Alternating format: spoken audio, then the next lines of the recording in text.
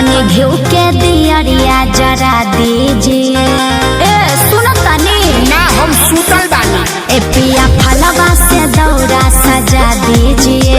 तनी घिउ के दियरिया जरा दीजिए।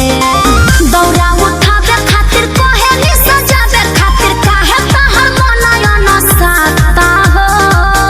अरे चलबे की करबे देरी तोहर पाउडर पो ए धनी पाउडर पो तोहर पाउडर पो ताता हो होने सनलाइट कम होइल जाता हो।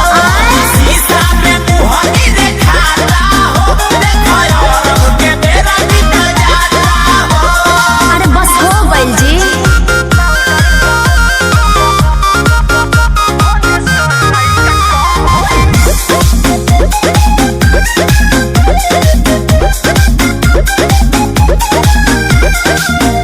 मुहावानी रेखी जाने करी तैयारिया माथे गमछा बांधी सैया पेन्ही पियरिया।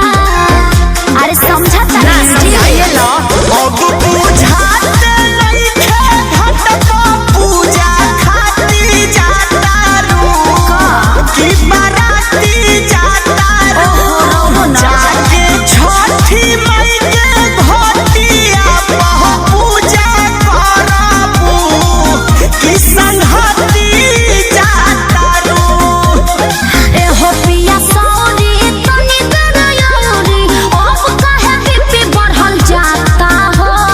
ते अपना हिप्पी के फेरा बाड़े के हमरा बीपी के तोहर पाउडर पो हनी पाउडर तोहर पाउडर पो ताता हो होने सनलाइट कम होइल जाता हो गइल जी। शीशा में मुहरी दिखाता हो देखो और के बेरा निकल जाता हो।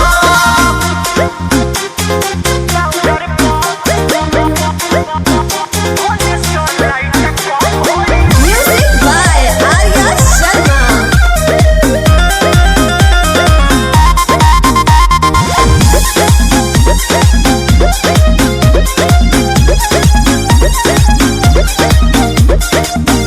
जाय खातिर बहारी सिंगार बा जरूरी काहे नइखे बुझत पिया बोलू विष्णुपुरी। ओहो अभी ना अब भाषण देके हमरा के भरमा जानी हो जल्दी निकल धनी हो देरी करब त पूजा कइल अनेर हो जाई बात बुझतानी हो। बुझे तनी होलिया लगाव तनी ललिया जल्दी से फूल ही पछाता हो।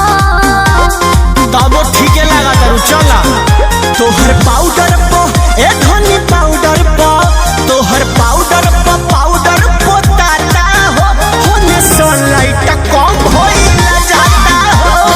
शीशा में मुहरी दिखाता हो देखो और के बेरा निकल जाता हो। अच्छा ठीक बा चली।